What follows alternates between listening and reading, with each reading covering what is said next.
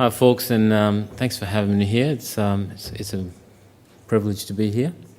I come from an unusual place in that I really have had no sports management or sports administration background before taking the job at the Perth Wildcats. I've also had no basketball experience either, which is quite unusual. As you can tell, probably cricket and maybe soccer were my two sports growing up. But my job was primarily, in terms of, if you want to call it expertise or ability, is primarily in turnaround management. So you go into a company that's losing money or about to go bust and try and turn it around. However, I have had some significant experience in technology and web-related businesses. When I lived in Melbourne in the early 90s, we actually, I don't know if any of you know of a magazine called Beat, if it's still around. We put up an online version of that in the early 90s, and it's probably one of the first ones for a magazine to go online, and did get involved with technology early. I'm going to give you my view of social media and more of a management view. So it may not apply to a lot of non-sporting clubs, and I do apologise, but I'll go through it. Here we are. There's basically four key things that I wanted to talk to you about, and the main area I want to focus on is context. When I first arrived at the Perth Wildcats, it was losing money, and it was. It's funny though, in basketball in WA, it's a much higher profile sport than it is in Melbourne, primarily because there aren't that many AFL clubs. There's basically the Eagles and the Dockers, and in summer it's really basketball and soccer as the two main sports, and more recently rugby. But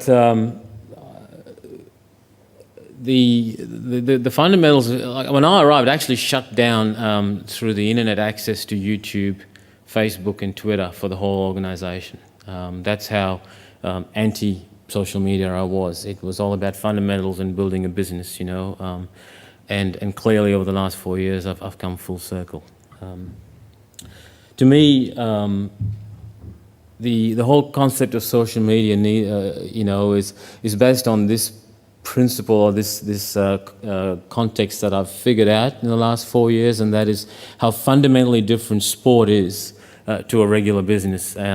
When I look at a regular business, and certainly the businesses that I've been involved in, it's primarily, and we can argue this till the cows come home, but that's my view of how things work. You have a prospect base, and your marketing and advertising team typically move horizontally and try and expand that prospect base and convert them into customers, as a rule. And then if your goal and your sales staff is to convert those customers to come back and have repeat customers, or what we could call members, I suppose. And then you want them to be advocates of your product and eventually raving fans of your product or service.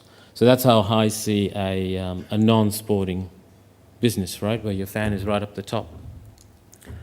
This is my hand-drawn view of what a sporting business model looks like, and that is you've got a prospect, and typically you want them to become a fan, and after becoming a fan, quite often they're advocates, but it's not until the end where they actually start becoming a paying customer and then hopefully becoming a repeat customer. I've been since I arrived in Australia in '87, I've been a mad Collingwood fan. But to all the Collingwood fans out there and anyone from Collingwood, but believe it or not, I can't remember actually being a customer of theirs, since '87. I've always watched them on TV, and I've been a mad fan of theirs.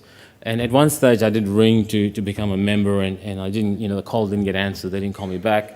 It was prior to Eddie Maguire's days, but so I've only tried once to become a member, and I've been to a lot of games, and it's usually someone invites me to a game because they know I'm a fan of theirs. But my point I'm making is that I've been a mad fan, an advocate of the brand and the club, but not really a customer of the club. And a lot of our focus before I arrived in sport as well, it's all about this marketing, you know, where you put these ads out for fans and membership and things like that. But since I arrived, our focus has not been horizontal, but it's really been vertical, you know, in terms of converting your fans into paying customers. And social media does play a great role in doing that.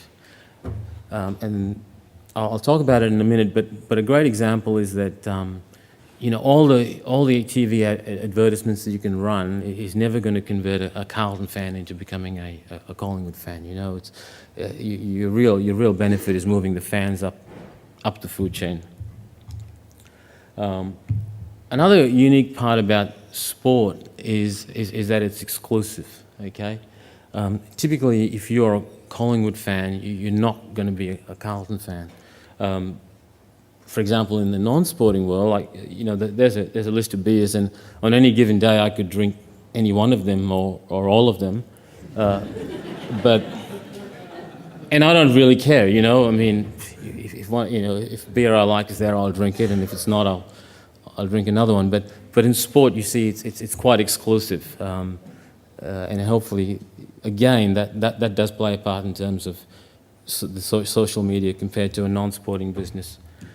The other thing is that sports for life, usually. You know, if you're a Collingwood fan, you're rarely going to change teams.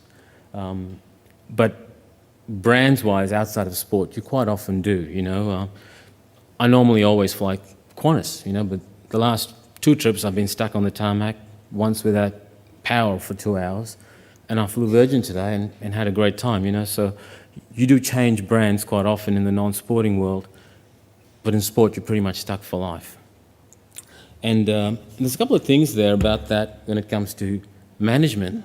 And typically, as a manager of a sporting brand, it's kind of easy because all you got to do is not screw up, you know? Your fans pretty much for life. The only time they're going to leave is if you actually screw up pretty badly.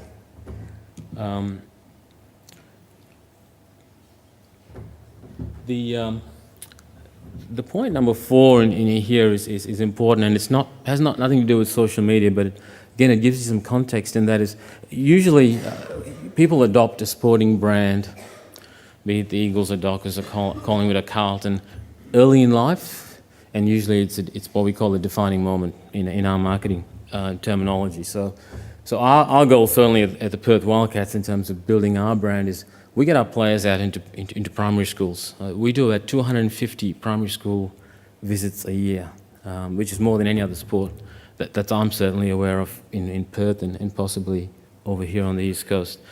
Because if you get to the kids, or if they have a defining moment, whether they get a Wildcats basketball or a player shows up and gives them something, that pretty much captures you for life, you know. And I think all of us, it's either that or it's parental. You know, and that's where the advocate role comes in when you in your social media is if your father's a Carlton fan, your grandfather is, you end up becoming one, or you have a defining moment. And those are 2 key areas that we work in terms of offline. And the reason I mention it is that certainly from my view, you know, social media doesn't answer all your questions, and it's really dangerous if you, as some other speakers have said before, if you just focused only on social media as the answer to all your questions. And the other great thing about sport is it's not about winning. It's amazing because, you know, if you look at, say, a hairdresser or a barber, you know, if your primary purpose for existence, if you're really bad at that outside of sport, you're screwed. You know, if you have a barber that can't cut hair, he'll be out of business. But in sport, you don't have to win, you know. St Kilda's won 1 premiership since it started. And I put the Dockers until this year, you know, had really no chance of winning a premiership, and yet membership is great. It's pretty strong.